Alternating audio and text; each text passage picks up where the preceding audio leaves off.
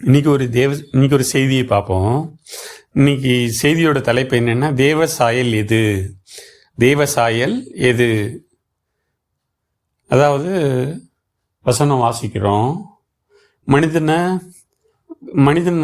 தேவ சாயலில் படைக்கப்பட்டான். ஆதாம் தேவ சாயலில் உண்டாக்கப்பட்டான். Man is created in God's image. தேவ சாயலில் படைக்கப்பட்டவன் தான் மனிதன். ஆதியாகமம் 1:26.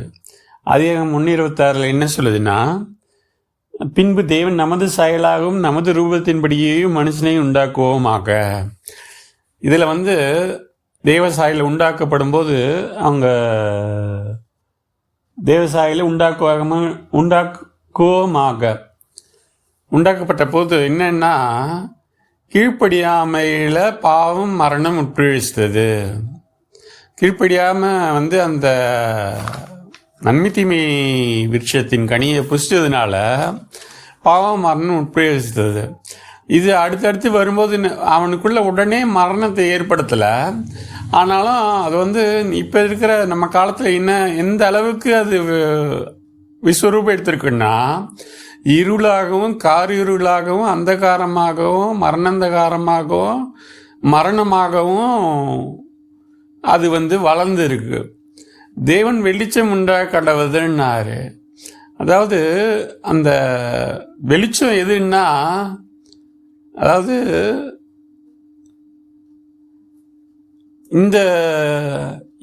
இந்த இருள் காரிருள் அந்தகாரம் மரணந்தகாரம் மரணம் இதெல்லாம் நீங்கும்படி வெளிச்சம் கடவுது. அதாவது இருள் ஆழத்தின் மேல் இருந்தது. தேவன் கிரியேஷன் பற்றி சொல்லும்போது இது எப்படி கிரியேட் பண்ணார் அந்த ப்ராசஸ் எல்லாம் சொல்லலை. வெளிச்சம் கடவுதுன்னா வெளிச்சம் உண்டாயிடுச்சு. அதுபோல் மனுஷனை உண்டாக்குவோமாகன்னு சொல்கிறாரு. அவர் தம்முடைய சாயலில் உண்டாக்குனதுனால அவருடைய சாயல் இப்போ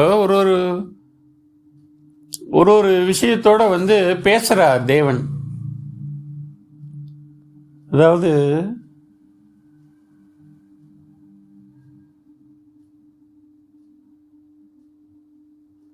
ஒன்றத்தோடு பேசுகிறாரு. ஒன்று உண்டாக்கும் போது வெளிச்சம் கடவுதுன்னு ஒன்றத்தை பார்த்து பேசுகிறாரு. அதே மாதிரி தேவன் ஆகாய விரிவை உண்டு பண்ணி, ஆகாய விரிவுக்கு அடுத்தது 1 அதிகாரம் 6 வசனம், பின்பு தேவன் ஜலத்தின் மத்தியில் ஆகாய விரிவு கடவுது என்றும் அது ஜலத்தினின்று ஜலத்தை பிரிக்கடவுது என்றும் சொன்னார். ஒன்றத்தை பார்த்து சொல்கிறாரு, அது அப்படியே உண்டாகுது. மனுஷனை உருவாக்கும் போது அவர் என்ன பண்ணார்னா, மண்ணை பார்த்து பேசலை, மண்ணில் ஒரு மனுஷனை உண்டாக்கிட்டு அதை பார்த்து பேசலை, அதை உண்டாக்குவோமாகன்னு அவருக்குள்ளேயே பேசுகிறாரு. அவருக்குள்ளேயே பேசுனதுனால அவருடைய சாயல் உருவாகுது. சரிங்களா? இதில் என்னென்னா,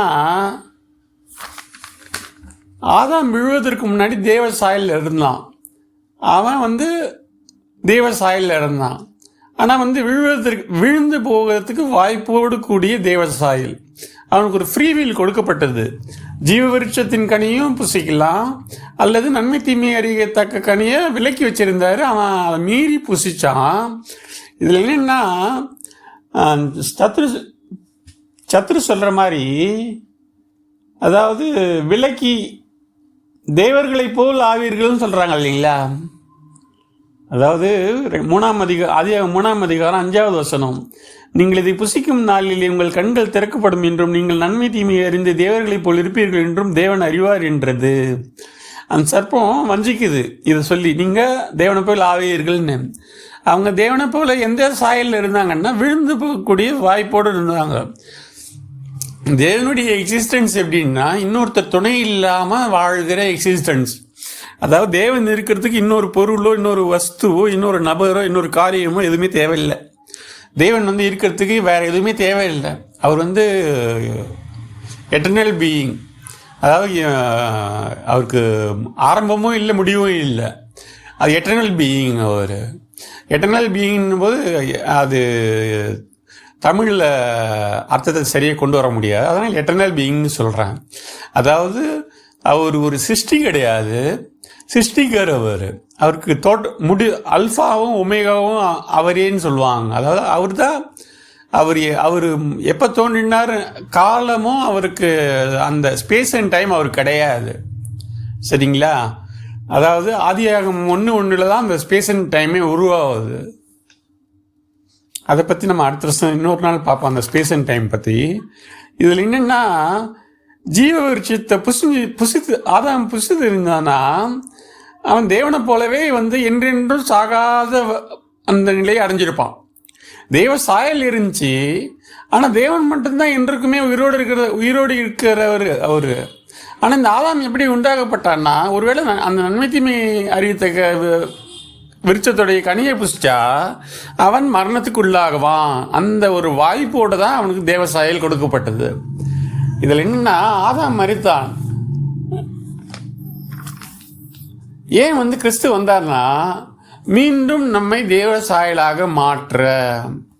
அதாவது கீழ்ப்படியாமல் பாவம் மரணம் உட்பிரவேசித்தது, இருள் காரிருள் அந்தகாரம் மரணம் உண்டானது. அந்த தெய்வ சாயல், இது எந்த தேவ சாயல்னா ஆதாம் கொடுக்கப்பட்ட தேவ சாயல் இல்லை. நம்ம வாசிப்போம், இயேசு கிறிஸ்து வார்த்தையாக இருக்கிறாரு. அதாவது யோவான் 1:1 ஆதியிலே வார்த்தை இருந்தது, அந்த வார்த்தை தேவனிடத்தில் இருந்து, அந்த வார்த்தை தேவனாக இருந்தது. அந்த வார்த்தை உங்களை மீண்டும் மரணத்தினின்று விடுவித்து தேவ சாயலில் மாற்றவே கொடுக்கப்பட்டது. அதாவது வார்த்தை, இந்த பைபிள் வசனங்கள் அல்லது சுவிசேஷங்கள், இந்த வேத வார்த்தைகள் முழுவதும் எதுக்காக கொடுக்கப்பட்டதுன்னா, அதாவது மீண்டும் அந்த வார்த்தை உங்களை மீண்டும் மரணத்தினின்று விடுவித்து தெய்வ சாயலில் மாற்றவே கொடுக்கப்பட்டது. நீங்களும் எட்டர்னல் பீயிங் ஆகிறதுக்காக கொடுக்கப்பட்டது. இது எப்படின்னா, இயேசு கிறிஸ்து அந்த சாயல் அடைஞ்சார். மறுரூப மலையில் மறுரூபமானார். அடுத்து சிலுவையில் மரித்து 3ஆம் நாள் உயிரோடு எழுந்தார். நித்திய வாசியாக ஆனார். அவர் எட்டர்னல் பீயிங்காக மாறிட்டார்.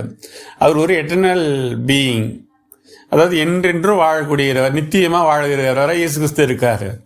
இப்போ இதில் என்னென்னா,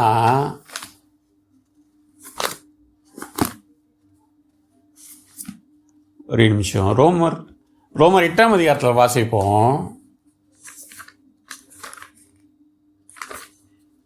ரோமர் 8ஆம் அதிகாரத்தில் வசனம் 29-30 வரைக்கும், தம்முடைய குமாரன் அநேக சகோதரருக்குள்ளே முதற்பேரானவராக இருக்கும் பொருட்டு தேவன் எவர்களை முன்னறிந்தாரோ அவர்களை தமது குமாரனுடைய சாயலுக்கு ஒப்பாய் இருப்பதற்கு முன்குறித்திருக்கிறார். இதில் நீங்கள் பார்க்க வேண்டிய முக்கியமான வசனம் என்னன்னா, தமது குமாரனுடைய சாயலுக்கு ஒப்பாய் இருப்பதற்கு முன்குறித்திருக்கிறார். முதல் தேவ சாயல் இருந்துச்சு, விழுகிறதுக்கு ஒப்பான சாயல், அதில் விழுந்து போனால் இப்போ மீண்டும் இவர் விடுவிக்கிறதுக்காக அந்த வார்த்தைகளை கொடுத்து அந்த விளைக்கிறதை செலுத்தி தம்முடைய சுய ரத்தத்தை சிந்தி அந்த மீட்டு இருக்கிறாரு. எதுக்காகன்னா, தமது குமாரனுடைய சாயலுக்கு ஒப்பாயிருப்பதற்கு. என்னன்னா, இவர் தேவகுமாரனாக இருக்கிறார். அவருக்கு ஒரு சாயல் இருக்குது, அது தேவனுடைய சாயல். அந்த சாயல் எப்படிப்பட்டதுன்னா, விழுந்து போகிற சாயல் கிடையாது. அவர் எப்போ உயிர்த்தெழுந்தாரோ, உயிர்த்தெழுந்த சரீரம் வானங்களின் வழியாக அவர் ஏறி போனார்னு இருக்கு, பரலோகத்து ஏறி போனார்னு இருக்கு. அவர் இந்த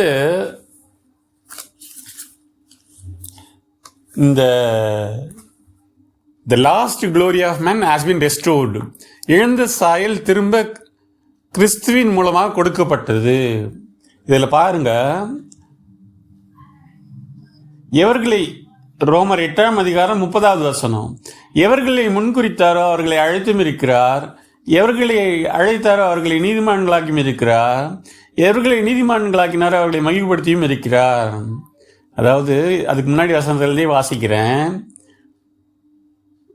ரோமர் 8ஆம் அதிகாரம் 29-30, தம்முடைய குமாரன் அநேக சகோதரருக்குள்ளே முதற்பேரானவராக இருக்கும் பொருட்டு தேவன் எவர்களை முன்னறிந்தாரோ அவர்களை தமது குமாரனுடைய சாயலுக்கு ஒப்பாக இருப்பதற்கு முன்குறித்து இருக்கிறார். அதோட கண்டினியூஷன் தான் அது. அங்கே செமிகோலன் கொடுத்துருக்காங்க, ஃபுல் ஸ்டாப் கொடுக்கல. எவர்களை முன்குறித்தாரோ அவர்களை அழைத்தும் இருக்கிறார், எவர்களை அழைத்தாரோ அவர்களை நீதிமான்களாக்கியும் இருக்கிறார், எவர்களை நீதிமான்களாக்கினாரோ அவர்களை மகிழ்ப்படுத்தியும் இருக்கிறார். The lost glory of man has been restored. இழந்த சாயல் திரும்ப கிறிஸ்துவின் மூலமாக கொடுக்கப்பட்டுடுச்சு. இந்த சாயல் மீண்டும் பறிக்கப்பட முடியாது. அதாவது ரட்சிப்பு, நீங்கள் எழுந்து போவீங்களான்னா அனுதினமும் ரட்சிக்கப்பட்டுனே வந்துன்னு இருக்கணும். உங்களுடைய ஆவி ரட்சிக்கப்பட்டாயிடுச்சு, உங்களுடைய ஆத்மா வந்து அனுதினம் ரட்சிக்கப்படணும். உங்களுடைய ஆத்மா அனுதினம் ரட்சிக்கப்பட்டு ஒரு பூரண நிலைக்கு வரும்போது உங்கள் சரீரம் வந்து மறுரூபமாகும். டிரான்ஸ்ஃபிகரேஷன் நடந்தால் உங்களுக்கு வந்து உங்கள் சரீரம் ரட்சிக்கப்பட்டதுன்னு அர்த்தம். டிரான்ஸ்ஃபிகரேஷன் மறுரூப மலையில் நடந்த அனுபவம் இருந்தால் நீங்கள் வந்து அந்த தேவசாயில தரித்து கொண்டீங்கன்னு அர்த்தம். மறுரூப மலையில் நடந்த விஷயம்தான். அந்த சாயல் வந்து அந்த அதாவது வெளிச்சமாக பிரகாசித்த அவருடைய அந்த அவருடைய வஸ்திரமும் அவருடைய முகப்பிரகாசமும் அந்த சாயல் மீண்டும் பறிக்கப்பட முடியாதது. அது எப்படின்னா, இயேசு கிறிஸ்து ஒரு இடத்துல சொல்லுவார், என்னுடைய ஜீவனை நான் கொடுக்கும், அதை திரும்ப எடுக்கும் எனக்கு அதிகாரம் உண்டு, அதை நான் பிதாவிடம் பெற்றுக்கொண்டேன்னு சொல்கிறார். அது அந்த வார்த்தையை ஞாபகம் வச்சுக்கோங்க. அந்த சாயல் மீண்டும் பறிக்கப்பட முடியாதது. ரோமர் 8:36-39 வாசிப்போம். கிறிஸ்துவின் அன்பை விட்டு நம்மை பிரிப்பவன் யார்? உபத்திரவமோ, வியாகுலமோ, துன்பமோ, பசியோ, நிர்வாணமோ, நாசமோசமோ, பட்டயமோ, இவை எல்லாவற்றிலேயும் நாம் நம்மில் அன்புறுவர்களாலே முற்றும் ஜெயங்கொள்கிறவர்களாக இருக்கிறோமே. மரணமானாலும் ஜீவனானாலும் தேவதூதர்களானாலும் அதிகாரங்களானாலும் வல்லமைகளானாலும் நிகழ்காரியங்களானாலும் வருங்காரியங்களானாலும் உயர்வானாலும் தாழ்வானாலும் வேறெந்த சிருஷ்டியானாலும் நம்முடைய கர்த்தராகிய கிறிஸ்து இயேசுவில் உள்ள தேவனுடைய அன்பை விட்டு நம்மை பிரிக்க மாட்டாது நிச்சயித்திருக்கிறேன். அதாவது இயேசு கிறிஸ்துவுக்கு அந்த சாயல் கிடைச்சிருச்சு, டிரான்ஸ்ஃபிகரேஷன் கிடைச்சிருச்சு. அடுத்து என்னன்னா, இப்போ வந்து இதில் என்னென்னா, நாம் மரணத்தை வென்று தேவ சாயலை அடைவதே கிறிஸ்துவின் நோக்கம். கிறிஸ்து வந்து அதன் நோக்கம் என்னென்னா, அநேக சகோதரர்களுக்குள்ளே தம்முடைய குமாரன் அநேக சகோதரர்களுக்குள்ளே முதற் பேரானவராக இருக்கும் பொருட்டு. அதாவது இவர் முதற் பேரானவர்னும் போது முதல்ல ஆகிறார். இவர் ஒரு ரோல் மாடலாக வைக்கிறார், ஒரு மோல்டாக வைக்கிறாரு. ஒரு மோல்டை கிரியேட் பண்ணி ஒரு ஏதாவது ஒரு பொருளை செய்யும்போது, மெட்டீரியல் செய்யும்போது, அயன் மெட்டீரியல் செய்யும்போது ஒரு மோல்டு ரெடி பண்ணுவாங்க. ஒரு மோல்டு ரெடி பண்ணி பர்ஃபெக்டான ஒரு மோல்டு ரெடி ஆகிடுச்சுனாலே போதும். ஒரு டைமென்ஷன்னு, சைஸு அதெல்லாம் சொல்லி அந்த எல்லா டைமென்ஷன், அந்த ஸ்பெசிஃபிகேஷன் சொல்லி ஒரு மோல்டு ரெடி ஆகிடுச்சுன்னா போதும். அதை வச்சு வந்து நம்ம எவ்வளோ ப்ரொடக்ஷன் பண்ணிடலாம், எவ்வளோ குவான்டிட்டி ஆஃப் ப்ராடக்டை வந்து நம்ம ப்ரொடக்ஷன் பண்ணிடலாம். அதுபோல் நாமும் அவரை போலவே உடன்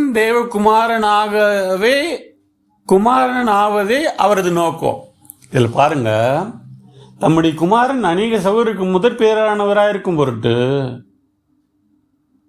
அவர்களை இந்த கடைசி பார்த்தீங்கன்னா அவர்களை மகிமைப்படுத்தியும் இருக்கிறார்.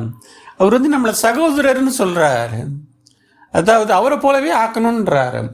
இப்போ வந்து தேவகுமாரன்னா அவர் இருக்கும்போது அவருடைய சாயலுக்கு ஆக்கிறாருன்னும் போது நாமும் அவரை போலவே உடன் தேவகுமாரனாவதே அவரது நோக்கம். சரிங்க, இப்போ சொல்கிறீங்க நீங்களும் தேவகுமாரனாவதே அவருடைய நோக்கம்னு சொல்கிறீங்க. இப்பொழுது அவருடைய சாயலை அடைவீர்கள். அவர் வந்த பின்பா, அதாவது ரகசிய வருகையோ பகிரங்க வருகையோ, எப்போ அந்த சாயல் நம்மளுக்கு கிடைக்கும்? எல்லாரும் சொல்கிற மாதிரி அவர் வந்தால் தான் கிடைக்கும். அவருடைய வருகையின் போது தான் வந்து இந்த சரீரம் மறுரூபப்படும், அது வரைக்கும் காத்துன்னு தான் இருந்து ஆகணும்னு சொல்கிறாங்க. இதில் என்ன வாசிக்கிறோன்னா, நல்லா ஞாபகம் வச்சுக்கோங்க, அந்த சாயல், அதாவது கிறிஸ்துவின் உயிர்த்தெழுதலின் சாயலை பற்றி நான் சொல்ல வரேன். அவர் வந்த பின்பா அல்லது அதற்கு முன்பா? எபிரேயர் 5ஆம் அதிகாரம் வசனம் 7-10. அவர் மாம்ச நாட்களில் தம்மை மரணத்திலிருந்து ரட்சிக்க வல்லமையை உள்ளவரை நோக்கி பலத்த சத்தத்தோடும் கண்ணீரோடும் விண்ணப்பம் பண்ணி வேண்டுதல் செய்து நமக்கு உண்டான பயபக்தி நிமித்தம் கேட்கப்பட்டு அவர் குமாரனாயிருந்தும் பட்ட பாடுகள்னாலே கீழ்ப்படுதலை கற்றுக்கொண்டு தாம் பூர்ணரான பின்பு, இந்த வசனத்தை மட்டும் ஞாபகம் வச்சுக்கோங்க, தாம் பூர்ணரான பின்பு தமக்கு கீழ்ப்படுகிற யாவரும் நித்திய ரட்சிப்பை அடைவதற்கு காரணராகி மெல்கிசேதேக்கின் முறைமையின்படியான பிரதான ஆசாரியர் என்று தேவனாலே நாமும் தரிக்கப்பட்டார். அதாவது அவர் குமாரனாக இருந்து பட்ட பாடுகள்னாலே கீழ்ப்படுதலை கற்றுக்கொண்டார். எப்படி அவர் கீழ்ப்படிந்தாருன்னா, தம்மை மரணத்திலிருந்து ரட்சிக்க வல்லமையுள்ளவரை நோக்கி பலத்த சத்தத்தோடும் கண்ணீரோடும் விண்ணப்பம் பண்ணி வேண்டுதல் செய்து தமக்குண்டான பயபக்தி நிமித்தம் கேட்கப்பட்டு அவர் எப்படி மறுரூபமானார்னா, தமக்குண்டான ஒரு நிமிஷம் இருங்க, தம்மை மரணத்தினின்று ரட்சிக்க வல்லமில்லவரை நோக்கி, பிதாவை நோக்கி, அவர் மாம்சத்திலிருந்த நாட்களில் தம்மை மரணத்தினின்று ரட்சிக்க வல்லமில்லவரை நோக்கி பலத்த சத்தத்தோடும் கண்ணீரோடும் விண்ணப்பம் பண்ணி வேண்டுதல் செய்து தமக்கு உண்டான பயபக்தி நிச்சயம் கேட்கப்பட்டு அவர் குமாரனாக இருந்து பட்ட பாடுகளால் கீழ்ப்படுதலை கற்றுக்கொண்டு தாம் போனரான பின்பு. இப்போ என்னென்னா, அவருடைய நாமத்தை ஏற்றுக்கொண்டவர்கள் எத்தனை பேர்களோ அவர்களை அத்தனை பேரும் தேவனுடைய குமாரன் என்று ஆவதற்கு அவர் அதிகாரம் கொடுத்துட்டு இருக்காரு. ஒரு நிமிஷம், இந்த வசனம் எப்படின்னா, அவருக்கு கீழ்ப்படுகிறீங்களா?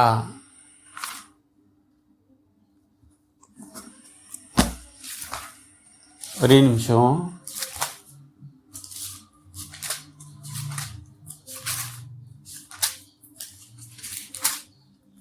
ஒரு வசனத்தை சொல்லிடுறேன்.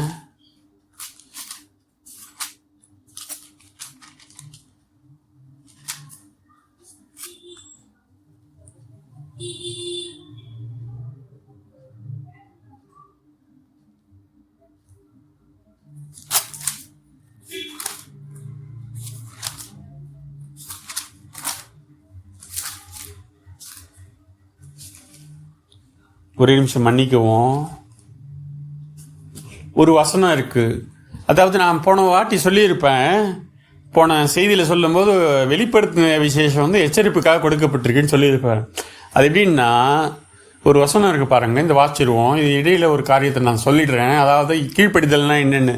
அவர் கீழ்ப்படுகிறவருக்கு வந்து அந்த அந்த சாயலை கொடுக்குறாரு. ஒரு வசனம், இந்த வசனம் இது வார்த்தையை பற்றினது. எங்களுடைய போராயுதங்கள் மாம்சத்தை கெற்றவைகளாயிராமல் அரண்களை நிர்மூலமாகிறது தேவ பலமுள்ளவைகளாக இருக்கிறது.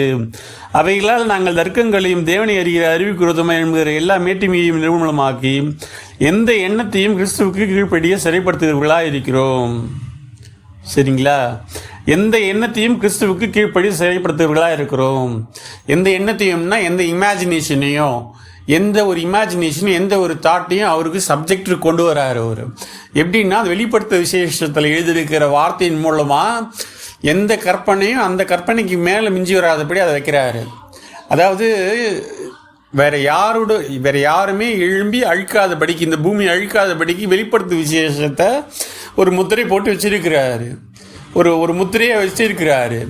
அதாவது எப்போ ஒரு மனுஷன் வந்து உண்மையிலேயே வந்து தான் தோண்டித்தனமாக இல்லை ஒரு கெட்டுப்போன ஃபுல்லாக 100% கரெக்ட் ஆகிட்டு 100% கரெக்டான ஒரு மனுஷன், ஆவி ஆத்மா சரீரத்தில் 100% கரெக்டான ஒரு மனுஷன் எப்போ எழும்புறானோ அப்போ வந்து இந்த கற்பனை வந்து நிஜத்துக்கு வந்துடும்.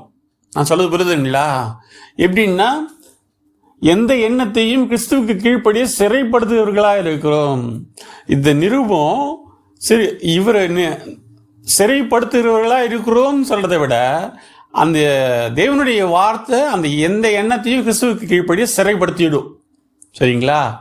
அந்த அந்தி கிறிஸ்துவையும் அழித்து தேவனுடைய ராஜ்யத்தை கொண்டு வந்துடும். அந்த வார்த்தை கொண்டு வந்துடும்.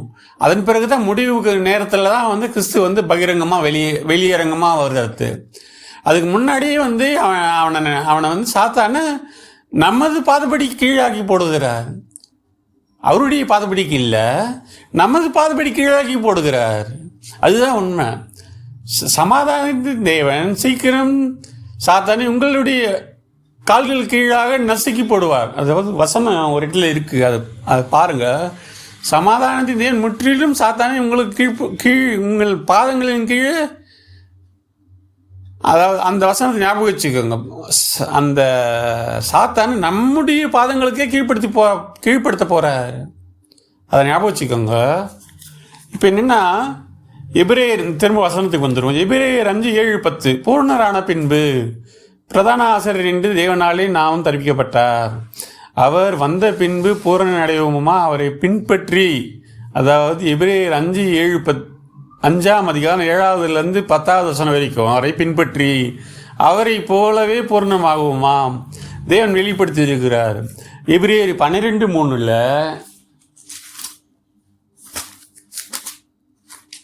எபிரேயர் 12:3 ஆகையால் நீங்கள் இளைப்புள்ளவர்களாய் உங்கள் ஆத்துமாக்களில் சோர்ந்து போகாதபடிக்கு தமக்கு விரோதமாய் பாவிகளால் செய்யப்பட்ட விதமான விபரீதங்களை சகித்து அவரையே நினைத்து கொள்ளுங்கள். நமக்கு ரோல் மாடல் கிரைஸ்ட் தான். அதாவது கிரைஸ்ட் தான் நம்மளுக்கு ரோல் மாடல் அப்படின்னு இருக்கும்போது எபிரேயர் 5ஆம் அதிகாரம் 7-10 வரைக்கும் அதில் என்ன சொல்லுதுன்னா, எபிரேயர் 5ஆம் அதிகாரம் அவர் எப்படி பயன்படுத்தினார், அவர் எப்படி அந்த பூரணர் ஆனார். அவர் மாம்சத்தில் இருந்த நாட்களில் தம்மை மரணத்திலிருந்து ரட்சிக்க வல்லமுள்ளவரை நோக்கி பலத்த சத்தத்தோடும் கண்ணீரோடும் விண்ணப்பம் பண்ணி, இந்த மாதிரி விண்ணப்பம் பண்ணணும். பலத்த சத்தத்தோடும் கண்ணீரோடும் விண்ணப்பம் பண்ணணும். வேண்டுதல் செய்து நம்ம வேண்டுதல் செய்யணும். தமக்கு உண்டான பயபக்தி நிமித்தம் கேட்கப்பட்டு, அதாவது அந்த பயபக்தி உண்டாகணும். அவர் குமாரனா இருந்தும் பட்ட பாடுகள்னாலே கீழ்ப்படுதலை கற்றுக்கொண்டு நம்மளும் கீழ்ப்படுதலை கற்றுக்கொள்ளணும். இது எல்லாம் இதெல்லாம் நமக்குள்ள நிறைவேறும்போது தாம் பூர்ணரான பின்பு தமக்கு கீழ்ப்படுகிற யாவரும் நித்திய ரட்சிப்பை அடைவதற்கு காரணராகின்றார். பாருங்க, அந்த சமயம் ஏற்படும், ஏற்ற சமயம் ஏற்படும். அவர் பூர்ணரான பின்பு தான் நம்மளை பூர்ணராக்க முடியும். ஒரு மோல்டாவது இருக்கணும் அடுத்து நிறைய உருவாக்குறதுக்கு. அதுபோல் அவர் பூர்ணரான பின்பு நம்மளை பூர்ணராக்குறாரு. இந்த வசனத்தின்படி இதில் 7-10 வரைக்கும் வாசிக்கிற போது இதில் இருக்கிற காரியங்களை நம்ம பின்பற்றோம்னா, எபிரேயர் 12:3 அவரையே நோக்கி பாருங்கள் சொன்னது போல் இயேசு கிறிஸ்துவையே நோக்கி உங்களுடைய ஓட்டம் எபிரேயர் 5ஆம் அதிகாரம் 7-10 வரைக்கும் இருக்கிற ஓட்டமாக உங்களுக்கு இருந்ததுன்னா, நீங்கள் அவர் வர்றதுக்கு முன்னாடியே நீங்கள் மறுரூபமாக அடைவீங்க. எப்படின்னா, உயிர்த்தெழுந்த இயேசு கிறிஸ்து இயேசுவாய் உங்களுடன் இருக்கிறார். அதாவது மாம்சத்தில் வந்த இயேசு கிறிஸ்து 33.5 வருஷம் வாழ்ந்தார். அவர் போயிட்டார், திரும்ப பரமேறி போயிட்டார், பரலோகத்தில் வீட்டு இருக்கிறாருன்னு எழுதப்பட்டிருக்கு. அதை பற்றின விவாதம் வேண்டாம். இப்போ என்னென்னா, உயிர்த்தெழுந்த இயேசு எப்படின்னா, பூட்டி இருக்கிற கதவுக்குள்ளே கூட வராரு. சீஷர்கள்லாம் இருக்கும்போது பூட்டி இருக்கிற கதவுக்குள்ளே வராரு. அதாவது அவருடைய சரீரம் வானத்துக்குரிய சரீரமாக மாறிடுச்சு. வானத்துக்குரிய சரீரம் வேற, பூமிக்குரிய சரீரம் வேறன்னு கொரிந்தியரில் பவுல் சொல்லுவார். அதுபோல் அவருடைய சரீரம் மகிமைப்பட்டுடுச்சு, மகிமையான சரீரமாக மாற்றப்பட்டுடுச்சு. அதாவது எப்போ அந்த மகிமையான சரீரமாக மாற்றப்பட்டதோ அது சில நேரத்தில் கண்ணால் பார்க்க முடியாது. உங்கள் கூடவே இருப்பார், உங்களுக்குள்ளே இருப்பார், ஆனால் உங்களால் ரியலைஸ் பண்ண முடியாது. நீங்கள் கஷ்டப்படுற சமயத்துலலாம் உங்களுக்கு ஆறுதல் சொல்லினே இருப்பார். ஒரு பாட்டு வரும், என் கூடவே இரும், அதாவது என் கூடவே இரும் அந்த வசனம், அந்த ஓ தேவனே நீர் இல்லாமல் நான் வாழ முடியாதே, என் பக்கத்திலேரும், இந்த மாதிரி அந்த பாட்டு வரும். அந்த பாட்டு அனிமேஷன் பண்ணிடுவேன். அதாவது ஒரு ஃபாரின் வீடியோவிலேருந்து எடுத்து போட்டிருப்பாங்க யூடியூப்பில். அவங்க ஒரிஜினல் சிங்கர் பாடின வீடியோவில் இல்லாமல் இன்னொரு வீடியோவில் இருக்கும். அதாவது அனுதின வேலையில் கிறிஸ்து கூடவே வர மாதிரி, ஒவ்வொருத்தரோடையும் கூட வர மாதிரி ஒரு பர்சன் காமிப்பாங்க. அதில் அவங்களுக்கு தெரியாது, ஆனால் அவர் கூட இருப்பார். அந்த மாதிரி உயிர்த்தெழுந்த இயேசு கிறிஸ்து இயேசுவாய் உங்களுடன் இருக்கிறார், உங்களுக்குள்ளேயும் இருக்கிறார். இயேசு கிறிஸ்து சரீர ரூபம், சரிங்களா? சரீரத்தில் வந்த நோக்கம் நிறைவேறிடுச்சு. இப்போ கிறிஸ்து இயேசு பிரபஞ்சம் முழுவதும் 800 கோடி மக்களுக்குள்ளும் நிறைந்திருக்கிறார். வேதத்தில் பொறுத்த வரைக்கும் கிறிஸ்து இயேசுவை நீங்கள் அறிந்து கொள்ளணும். அது 2 வார்த்தைக்குது. இயேசு கிறிஸ்துன்னு ஒரு வார்த்தைக்குது, வேதத்தில் கிறிஸ்து இயேசுன்ற ஒரு வார்த்தைக்குது. அந்த வார்த்தையை நீங்கள் அறிந்து கொள்ளணும். உயிர்த்தெழுந்த இயேசு, உயிர்த்தெழுந்தவர் கிறிஸ்து இயேசுவாக இருந்தார்.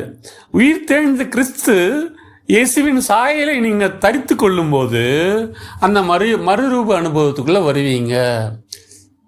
அதாவது ஒரு குறிப்பிட்ட ஆத்மாக்கள் பூரணப்பட்டாதான் அவருடைய வருகையே இருக்கும். அதாவது ஒரு எண்ணிக்கை இருக்குது, ஒரு குறிப்பிட்ட ஆத்மாக்களின் எண்ணிக்கை. ஒரு பெருங்கூட்டம் பூர்ணராகணும். அவங்க ஆவியில் நிறைஞ்சி நிரம்பி வழிந்தோடுகிற அனுபவம். அது மட்டும் பார்த்து மறுரூப அனுபவத்துக்குள்ளே வரணும். ஆனால் நீங்கள் பாருங்கள், இயேசு கிறிஸ்து மறுரூப மலையில் உங்களுக்கு இருக்கும்போது பாருங்கள், மோசேவும் எலியாவும் வராங்க. அது எதற்கு அடையாளம்னா, நீங்கள் மறுரூபம் அந்த நிலைக்கு அந்த அனுபவத்துக்குள்ளே வரும்போது, மறுரூபப்பட்டு இருக்கும்போது உங்களுக்கு மேலேயும் ஒரு பிரகாசம் இருக்கும். உங்களாலையும் பழைய ஏற்பாட்டு தீர்க்கதரிசிகளை பார்க்க முடியும். முக்கியமாக பிரதான மேய்ப்பரான இயேசு கிறிஸ்து உங்களுக்கு தரிசனமாவார், பிரத்யட்சமாக தரிசனமாவார். அதாவது பல பேர் இயேசு கிறிஸ்துவை பார்த்தேன்னுவாங்க, அதெல்லாம் விவாதத்துக்கு அப்பாற்பட்டது. இந்த மறுரூப அனுபவத்துக்குள்ளே வரும்போது உங்களுக்கு இயேசு கிறிஸ்து மட்டும் இல்லை, இயேசு கிறிஸ்துவா நீங்கள் அவரை பார்க்க போகிறீங்கன்னு நான் சொல்லலை, கிறிஸ்து இயேசுவா அந்த அனுபவம் கிடைக்கும் உங்களுக்கு. இந்த கிறிஸ்து இயேசுன்ற வார்த்தையை நல்லா புரிஞ்சுக்கோங்க. இதை பற்றி நீங்கள் வேதத்தில் தேடி பாருங்கள், வேதத்தில் தேடி வாசியுங்க. கிறிஸ்து இயேசுன்னு சொல்லும்போது அவர் பூரணரானவர். இந்த பூமியில் அவர் நினச்ச நேரத்தில் எந்த இடத்துல ஒன்றாலும் போக முடியும். அதே போல் அவர் ஒரு இடத்துல இருந்தீங்கன்னே எல்லா காரியங்களையும் இந்த பிரபஞ்சம் முழுவதையும் அறிய முடியும். இந்த நிலை அந்த உயிர்த்தெழுந்த கிறிஸ்து இயேசுவுக்கு இருக்குது. அதில் அந்த வார்த்தையை புரிஞ்சுக்கொள்ளுங்க. உயிர்த்தெழுந்த இயேசு கிறிஸ்து கிறிஸ்து இயேசுவாக இருக்கிறாரு. அந்த வல்லமை உங்களுக்குள்ளே பிரவேசிக்கும் போது எல்லா காரியங்களும் மாறும். வியாதி மாறும், உங்களுடைய எல்லா பிரச்சனைகள் மாறும். அதாவது இந்த மார்க்கு கடைசி அதிகாரத்தை பல பேர் சோதனைக்கு உட்படுத்துவாங்க. மார்க்கு கடைசி அதிகாரம், ஒரே நிமிஷம். மார்க்கு கடைசி அதிகாரம், அதாவது 16ஆம் அதிகாரம் 15வது வசனம். பல கேள்விக்குள்ளானது, பல பேர் கேள்வி பண்ணுறதுக்குள்ளானது இந்த வசனம்தான். இந்த பாருங்கள், மார்க்கு 16:15. பின்பு அவர் அவர்களை நோக்கி, நீங்கள் உலகமெங்கும் போய் சர்வ சிருஷ்டிக்கும் சுவிசேஷத்தை பிரசங்கியுங்கள். விசுவாசமுள்ளவனாகி ஞானஸ்தானம் பெற்றவன் ரட்சிக்கப்படுவான், விசுவாசியாதவனும் ஆக்கணிக்குள்ளாக தீர்க்கப்படுவான். விசுவாசிக்கிறார் நடக்கும் அடையாளங்கள் ஆவன. என் நாமத்தினாலே பிசாசுகளை துரத்துவார்கள், நவமான பாஷைகளை பேசுவார்கள், சர்ப்பங்களை எடுப்பார்கள், சாவுக்கு எதனை யாதொன்றை குடித்தாலும் அது அவர்களை சேதப்படுத்தாது, வியாதிஸ்தர்கள் கைகளை வைப்பார்கள், அப்போது அவர்கள் சுஸ்தமாவார்கள் என்றார். இதெல்லாம் அப்போஸ்தலர் நடவடிக்கைகளில் அவருடைய சீஷர்களுக்கு நடந்தது.